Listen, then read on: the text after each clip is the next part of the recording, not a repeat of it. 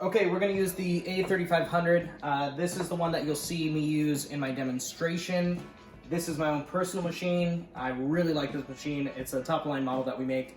And this is my own personal one. I don't have any complaints, and I use this thing like 2 or 3 times a day. The container that I'm gonna use is the 64 ounce low profile container. This is a standard container that comes with it. It's gonna be perfect for the tortilla soup that we're gonna make tonight. And I'm gonna be making soup for 6. So I have some chicken I'm gonna be adding to this, quinoa and brown rice, and then you'll see a bunch of other stuff here that is gonna go in.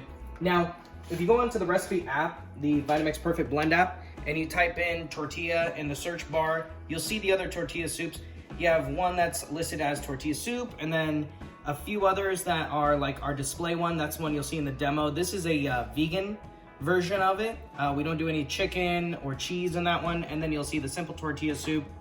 And this is just going to kind of limit back the recipe, or I'm sorry, the ingredients, to kind of simplify how to make it. So you'll notice that a lot of this stuff is things that you might already have in your fridge. You might have some sour cream, taco seasoning in your pantry, corn, beans, kind of leftovers, cheese, if you have like leftover onion. This is kind of one of those recipes where you can take leftovers and just make a really, really good meal out of it. And that's why a lot of times you'll see at restaurants, the soup of the day is tortilla soup, because it's very easy to make out of stuff that's maybe about to turn.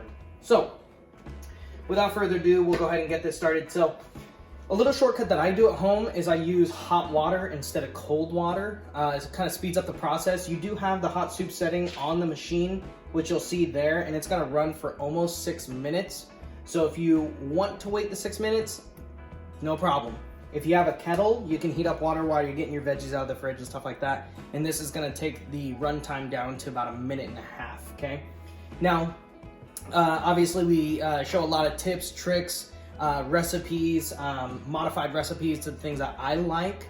If you like seeing videos like this, give us a thumbs up on it. If you wanna get updated on when we come out with new videos, subscribe. And we have tips and tricks and recipes and renditions and things like that that are my own, and you'll get notified when we come out with new ones, okay? So first thing I'm gonna start with here is the water. Because I'm doing soup for 6 of us, I'm gonna put in 4 cups of water. And you'll be able to see the measurements on the side of the container, so you'll know when it's 4 cups. Okay. Next thing that's going in is the Roma Tomatoes. Now, if you have 3 large, a little bit bigger than these guys, 3 will be fine. I got a little baby one here, so we're gonna go ahead, toss those in. Now, this is the base to the soup. So everything that's going in right now is gonna be blended. We're gonna add in our garlic, fresh garlic, carrots, baby carrots, or the large whole carrots, no problem. Celery, toss that in too. So this is like one of my favorite things because you can just throw stuff in there. You don't have to, there's not a whole lot of preparation to this. So we're gonna add in a little taco seasoning.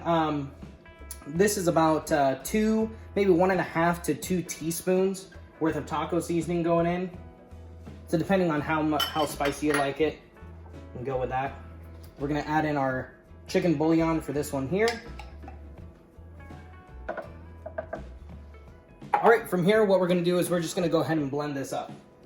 Now, if you want to make this a little bit more creamy in the very beginning, I would recommend to add in a few tortilla chips, and that will kind of give it a little bit of creaminess, or you can add in a little bit of cheese, and that will make the base of it a little bit more creamy. For this one here, what I'm gonna do is I'm gonna add in a little bit of cheese to it. You don't have to put a whole lot in there. All right.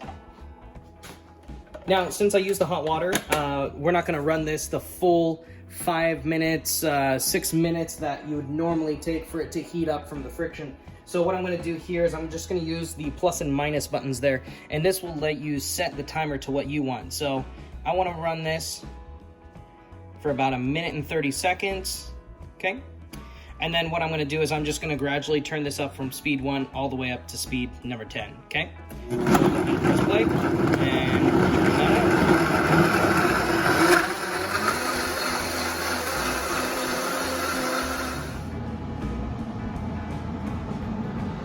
Woo!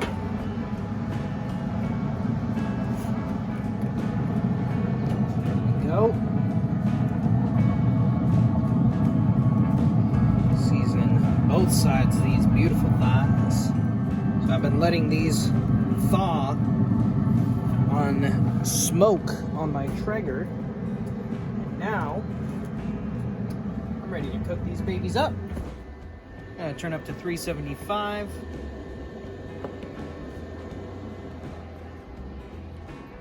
Perfect. And then my meat probe.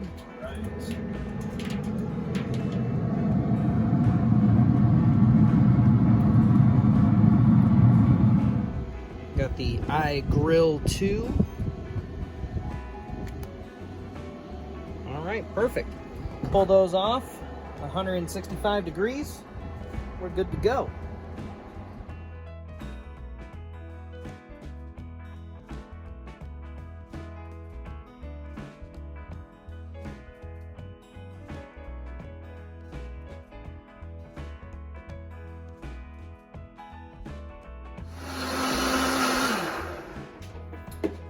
Forgot to add the onions in the beginning, that's fine. You can take out that center cap so you don't have to take the whole lid off. We're gonna toss those onions in real quick. Go ahead and crank that back up there. I think I only had about 20 or 30 more seconds left. Go ahead and turn that off. All right. Now from here, what we're gonna do is add in a few textures.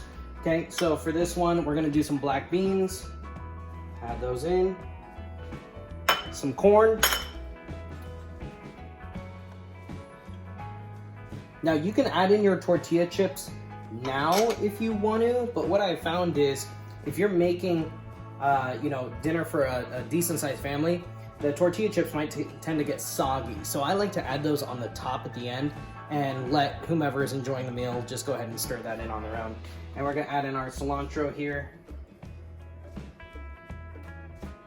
And I'll save a little bit in case anybody wants some more.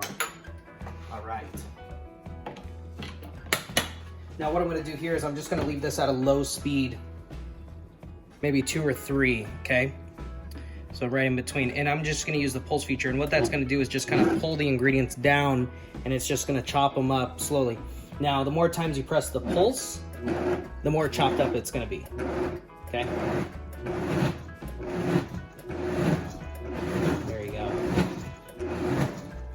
So it's kind of cool in this recipe. I love to demo this one. And I mean, this is how much I love it is, I make this like 80 times a day sometimes at demonstrations. And I'll come home and make the same thing. It's that good. But I like that, you have the ability to just leave the kitchen, walk away, let it, blend the soup and heat it up for you. And then at the end, you can come through and, texture it exactly how you want. So in my demos, I love it because it shows you the ease and convenience of just walking away, but also if you're a control freak like I am, you get to control all the different intricacies of the textures and stuff like that, okay? So we have this done. So what we're gonna do here is we're gonna go ahead and prep this bowl. So first thing I'm gonna lay down on here is the quinoa brown rice. Okay, a few scoops of that. I'm gonna add in the chicken.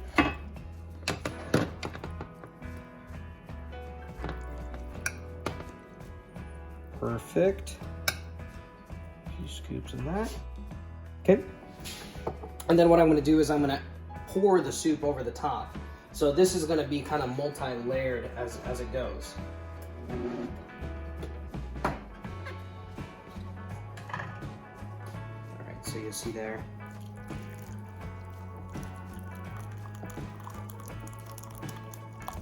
Perfect, okay? Now on top of this, we're gonna add in a little sour cream. Right in the middle there. Our tortilla chips.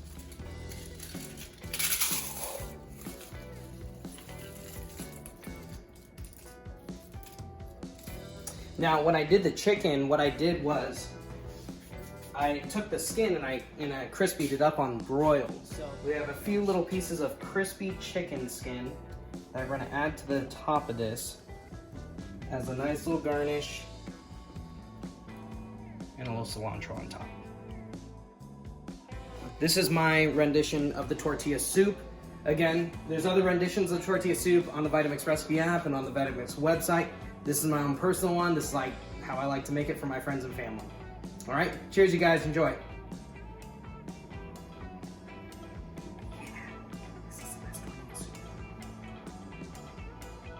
Mmm.